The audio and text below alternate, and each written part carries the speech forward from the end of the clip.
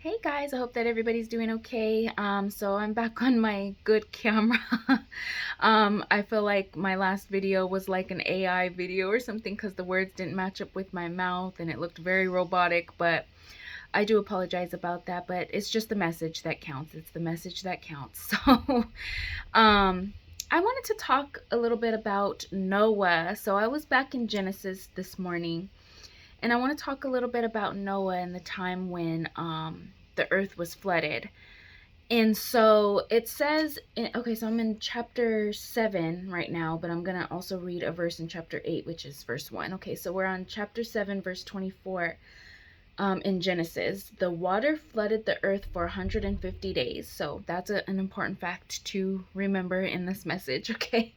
But let's see, chapter 8, verses 1. But God remembered Noah and all the wild animals and the livestock that were with him in the ark, and he sent a wind over the earth, and the waters receded. So I'm not going to read the whole story, um, but I do want to give a little bit of context. And I know I'm not going to be quoting everything verse for verse, word for word. I'm just paraphrasing, but please bear with me. So, this was the time when the earth was flooded because, of course, God found that every inclination in man's heart was wicked and he wanted to wipe mankind out. But he saved Noah and his family. So, in total, there were 8 people. It was Noah and his wife, Noah's 3 sons, and their 3 wives. And then, of course, the animals. So, every kind of animal.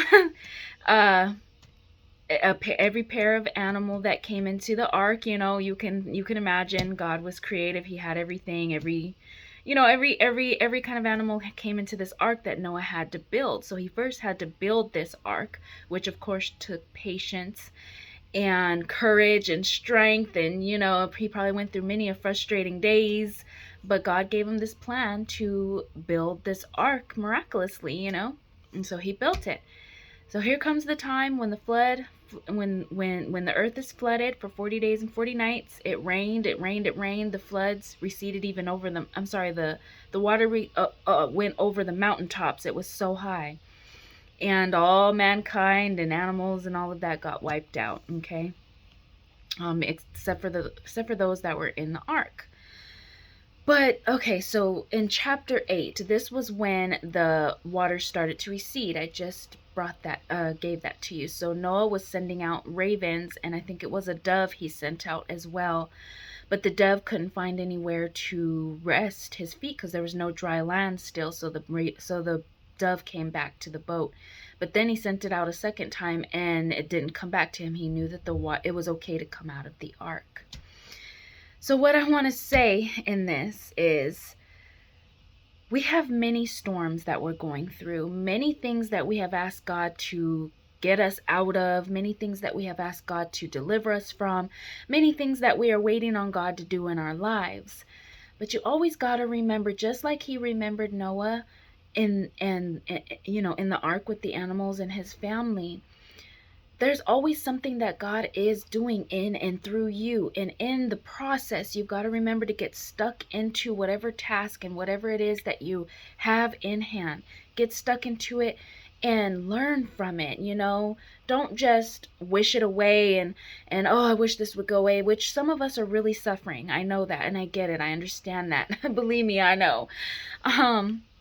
But there's always something that God is teaching you. You're always constantly learning. You're constantly growing every day.